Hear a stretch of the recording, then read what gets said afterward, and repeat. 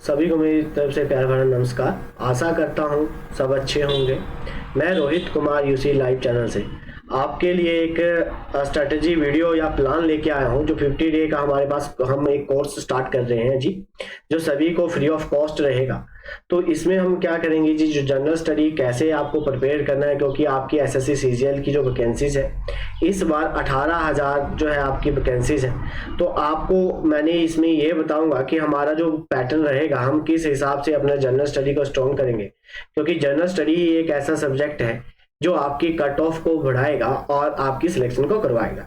क्योंकि कुछ बच्चे तो जनरल स्टडी को लाइटली लेते हैं और तो वो अपने दिमाग से ये बात निकाल दे कि बिना जनरल स्टडी से आप ये क्रैक कर पाओगे। तो इस बार आपके पास बहुत बड़ी अपॉर्चुनिटी है। एसएससी सीजीएल 2024-25 की जो वैकेंसीज आई हुई हैं, तो मैं आपको यहाँ पे यही प्लान आपके साथ डिस्कस करने आया हूँ कि 50 दिनों में हम जनरल स्टडी को कैसे करेंगे।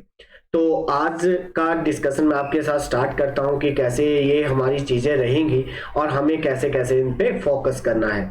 तो चलिए बताता हूं आपको कि जो हमारे पास जनरल स्टडी है, ठीक है जी, जनरल स्टडी में आपके पास जो सीजीएल में है जी, वो 25 क्वेश्चन आएंगे और यही 25 क्वेश्चन आपकी सिलेक्शन को करवाएंगे।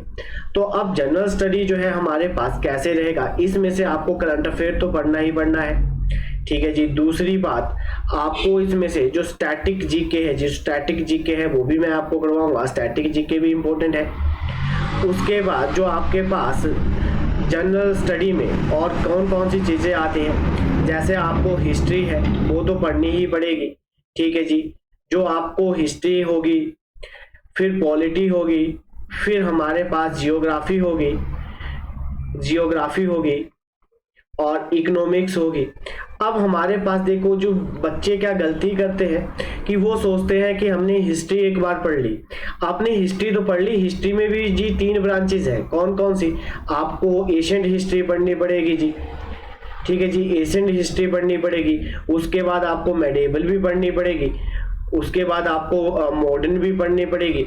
तो अब बच्चे क्या करते हैं कि उनको एक बार बस उन्होंने पढ़ लिया तो हो गया। तो ऐसा नहीं होगा, ऐसा आपको नहीं करना है। अब आपने एशियन हिस्ट्री पढ़ी, हड़प्पा सिविलाइजेशन पढ़ ली कि हड़प्पा सिविलाइजेशन कब आई थी, किसके द्वारा उसको डिस्कवर किया गया था, ठीक है, ये सब मैं आपको करवाऊंगा, ठीक है। वो एमसीक्यू की फॉर्म में ही मैं आपको करवाऊंगा। अब क्या होगा कि आपने इसको थ्योरी को पढ़ रखा होगा, ठीक है, उसी में मैं, अगर आपने नहीं पढ़ रखा है तो भी मैं आपको उन्हीं क्वेश्चनों के बीच में आपको एक्स्ट्रा इंफॉर्मेशन आपको दूंगा कि हमारे पास एशियन हिस्ट्री में हड़प्पा सिविलाइजेशन है, फिर उसमें हमारे पास डॉकयार्ड हमें कहाँ मिला, ठीक है, लोथल क्या है, कालीबंगा क्या है। तो बच्चे इसी में कंफ्यूज हो जाते हैं कि भाई है कहाँ पे, किस नदी के किनारे है, किस राज्य में है और वहां से हमें क्या क्या मिला, वो हम एशियन हिस्ट्री में पढ़ेंगे। अब मेडिएवल हिस्ट्री में हमारे पास सबसे पहला मुसलमान कौन था जिसने भारत पर अटैक किया, ठीक है जी। फिर उसके बाद हमारे पास दिल्ली सल्तनत आएगी। तो वो सारे ही हम मेडिएवल में पढ़ेंगे। किस फॉर्म में पढ़ेंगे जी? एमसीक्यू की फॉर्म में पढ़ेंगे। आप जितना मर्जी आप हिस्ट्री को पढ़ लो, जब तक आप एमसीक्यू और क्वेश्चन नहीं लगाओगे उसके, तब तक आपके दिमाग में वो चीजें नहीं बैठेंगी। क्योंकि जितना ज्यादा आप प्रैक्टिस करोगे, जितना ज्यादा आप एमसीक्यू लगाओगे, उतनी चीजें आपको पता चलेंगी कि क्या चीजें कहाँ रहती हैं। अब मॉडर्न हिस्ट्री में आपको पता है कि हमने गांधीयन फेज पढ़ लिया, ठीक है जी, गांधीयन फेज पढ़ा। अब गांधीयन फेज में बोला गया कि चंपारण सत्याग्रह कब हुआ, तो सभी को पता है जी 1917 में हुआ। अब चंपारण सत्याग्रह में किसके द्वारा महात्मा गांधी जी को बुलाया गया था, तो वो आपके दिमाग में नहीं, क्योंकि वो आपने पढ़ा ही नहीं। क्योंकि आपको पढ़ना क्या है जी, डीप में पढ़ना पड़ेगा। इसीलिए आपको जो जीएस है ना, वही आपको इस हिसाब से आएगा। आपको पता है कि जो यहाँ पे हमारे पास जो हिस्ट्री है, modern history, Asian history, medieval history, यहाँ से आपको 2 या 3 क्वेश्चन आपको जरूर पेपर में देखने को मिलेंगे। अब पॉलिटी में आपको पता है कि आपको आर्टिकल्स आते हैं। अब आर्टिकल्स आते हैं, आपने आर्टिकल पढ़े जी, आपने जो है आपने फंडामेंटल राइट्स पढ़ लिए, आपको पार्ट 5 तक पता है कि जी पार्ट 5 तक आते हैं। आपको जैसे आपने पार्ट 3 पढ़ लिया, पार्ट 3 में फंडामेंटल राइट्स आते हैं। अब पार्ट 3 में फंडामेंटल राइट्स आते हैं तो ये हमने किस संविधान से बोरो किए हैं, कहाँ से हमने इनको उधार लिया है, वो उसके बारे में तो आपको पता होना चाहिए। यूएसए से लिया है। तो ये कब आपको पता चलेगा, जब आप एमसीक्यू लगाओगे, क्योंकि आपने ये थ्योरी सब पढ़ रखी होगी, और नहीं पढ़ी होगी तो भी मैं आपको इसमें आपको डिटेल में बता दूंगा कि कहाँ से क्या चीज ली है। अब आपको किसी आर्टिकल के ऊपर पूछ लिया और आपने 10 ही आर्टिकल पढ़े हैं, तो वो किसकी गलती है जी? आपकी गलती है, क्योंकि आपको कम से कम 20 या 25 आर्टिकल तो आपके दिमाग में होने चाहिए, कौन सा आर्टिकल किसके रिगार्डिंग है। अब स्टैटिक जीके बहुत ब्रॉड है। अब स्टैटिक जीके में आपके पास क्या आते हैं जी, किस इंस्ट्रूमेंट को किसके द्वारा प्ले किया जाता है, ठीक है जी।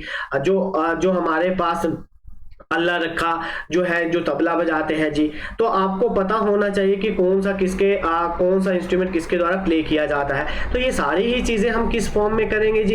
एमसीक्यू की फॉर्म में करेंगे।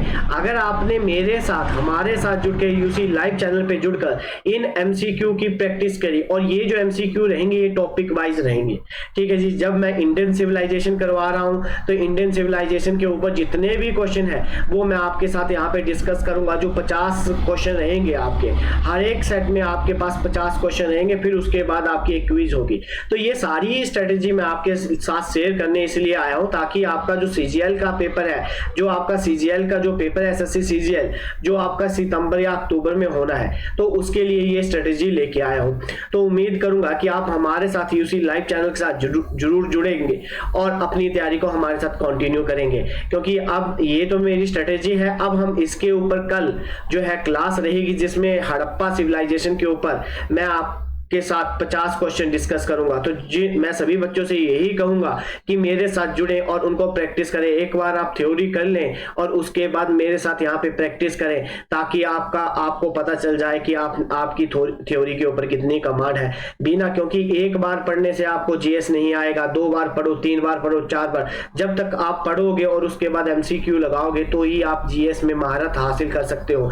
अदरवाइज आप सोचोगे कि ये जीएस कैसे करना है। और करंट अफेयर की बात रही तो आपको पता है कि आपका पेपर जी सितंबर अक्टूबर में आना है, तो आप इसी मंथ से करंट अफेयर पढ़ने शुरू कर दो, क्योंकि 3 या 4 क्वेश्चन आपके करंट अफेयर के ऊपर रहते हैं और ये बहुत ही इंपॉर्टेंट है। करंट अफेयर जो है वो उसमें से 3 या 4 क्वेश्चन आपको पेपर में देखने को मिलेंगे। तो ठीक है जी, फिर ये आपके साथ मैंने अपनी स्ट्रेटेजी जो है, जो हम जनरल स्टडी के ऊपर फोकस करेंगे, तो हम टॉपिक वाइज एमसीक्यू की फॉर्म में मैं यहाँ पे आपके साथ जुड़ूंगा। तो अब हम मिलेंगे जी नेक्स्ट क्लास में। तो वीडियो को आप शेयर और लाइक जरूर कर दीजिए, और जो भी आपके फ्रेंड सर्कल में है उनको शेयर कर दीजिए, ताकि उनको भी पता चल जाए कि हम किस हिसाब से तैयारी करने शुरू कर रहे हैं। तो ठीक है जी, मिलते हैं नेक्स्ट कल की क्लास में, जो हमारी पहली क्लास रहेगी, जिसमें हम एमसीक्यू की फॉर्म में पहला जो एशियन हिस्ट्री में हड़प्पा सिविलाइजेशन उसको डिस्कस करेंगे। ठीक है जी, थैंक यू।